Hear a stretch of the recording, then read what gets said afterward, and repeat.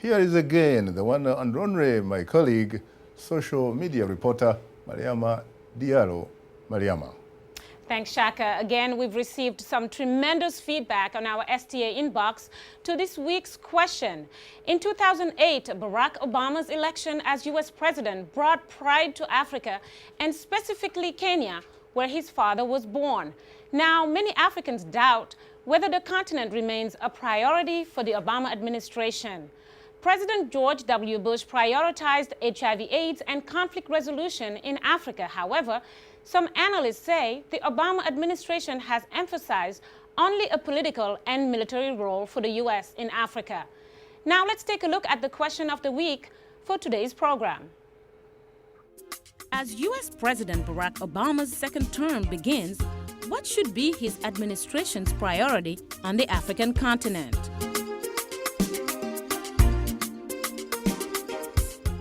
We've received, of course, hundreds of responses from our audience, and here are just a few that we would like to share with you. We begin with a comment from Straight Talk Africa Facebook fan Kayindanya Muzeya from the Zambia Center for Accountancy Studies in Lusaka, who says, "I wonder this, is President Barack Obama the savior? I think Africans are able to do something more significant. We need more straight talk, asking leaders about what they have done and how they intend to reach the caliber of developed countries." Tumun Ramye Bright from Kampala International University in Uganda writes, "Obama has done nothing for his mother continent, and I do think he will do anything. He won't do a lot during his last term in office.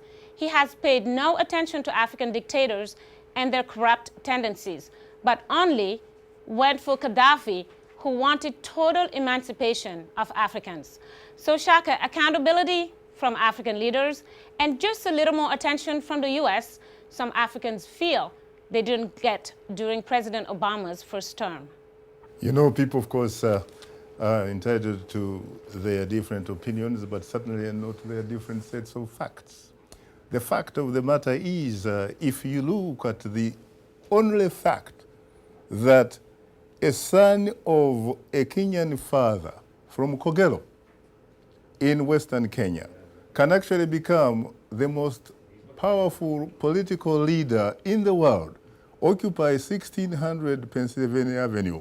If that cannot inspire even a little kid from Soweto, a little kid from any villages in Africa, frankly, then I don't know what those people are looking for, Mariama. Well, we're going to move on to the next question. Olebogeng Mutibi of Kempton Park in South Africa writes, "This line of questioning has been shoved down our throats many times. Why would we expect Barack Obama to prioritize Africa?"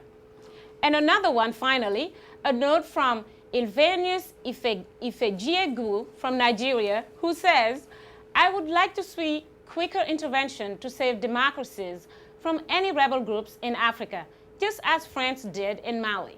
Once again, Shaka, an audience member who feels there is too much talk and not enough action, and another one who's fed up with endless meetings to deal with African crises and who really appreciated France's quick intervention in Mali.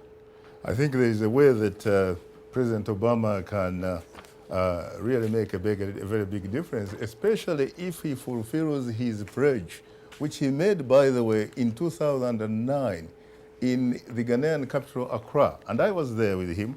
And he talked about how Africa does not need strong men.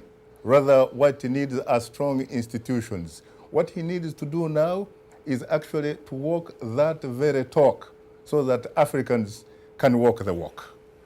Mariama, it's always a pleasure, of course, having you and bring us all these very interesting things.